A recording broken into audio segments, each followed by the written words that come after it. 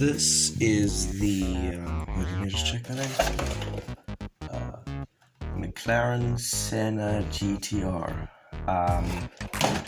Technic, and it is very cool. I think it's 830 pieces, I'll have to check that. And I don't know how much it was a gift, so yeah, let's get into it. So firstly, just gotta say overall, very good, and yeah, definitely a good buy. It's an amazing set, I really liked it. The build process was very fun, I really enjoyed building it. The sticker sheet is pretty huge, although apparently that sticker sheet isn't so big for a Technic set. You see, I'm not very experienced with Technic, so I wouldn't know. But yeah, it's not tedious at all to do the stickers. In fact, I actually got my mom to do the stickers for me because yeah, she's made way better at doing stickers than me. So thanks, Mom, very cool. And yeah,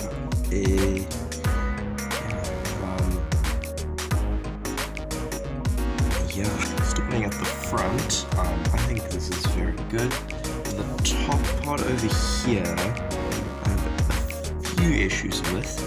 All that is that you can kind of see through to the inside structural things. I don't know if that's a feature of the actual car, but I highly doubt it. Apart from that, it was very good up front. Let's see, there we got some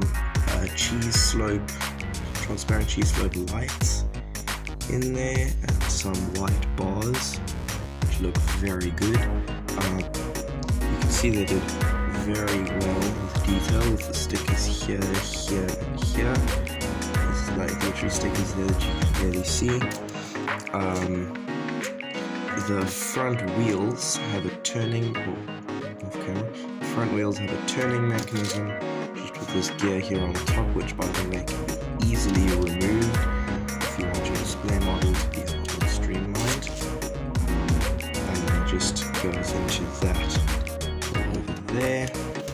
You can, for example, just turn the gear, and the wheels on the front will turn. You can kind of get an idea of the mechanism. Look inside here, there's this bar that runs all the way down to there, and then some gears that turn over there. You can also get an idea of the structure of this set by looking underneath. Very complicated, although probably not super complicated for a Technic set. Again, I haven't built a Technic set in years. The front wheels are thin wheels. I've never owned wheels like these before, and the back wheels are your regular thicker ones. So the engine has a function with moving pistons. When you turn the back wheel, then the pistons will turn, which looks very satisfying. Using a simple mechanism with these just turning, pretty simple. Alright, let's get into the middle of the build where you have turning or opening doors rather, which are very good. Inside you have a nice steering wheel, 2 seats. You can't really see that there. This will obviously both doors open. It even looks quite nice for a display model with both doors open.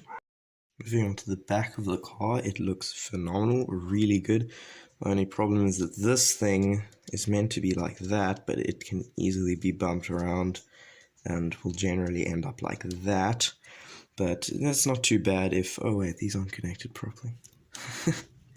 There. The spoiler is very good. We got a sticker on top, and it's so detailed that you even have stickers over there. And oh, forget you just see that. I'm just going to take the top of the spoiler off actually for viewing purposes. It's even that underneath, which is realistic to the actual car. Yeah. Let me just put this back on.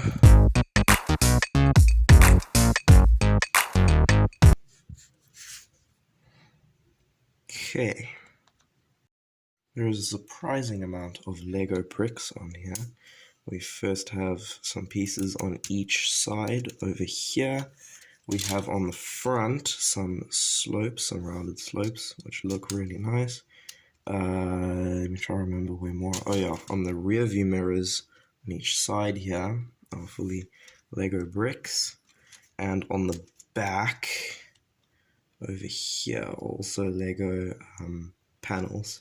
And we got some bars for the lights on the back. So yeah, overall I have to say it's a very good display model. Also very fun build process, and yeah, definitely a good choice if you are a fan of cars or Lego Technic. And even if you're not really, like me, I'm not a huge fan of Lego Technic, but I still really like this, and it looks so good on my shelf. Yeah, very good. 10 out of 10.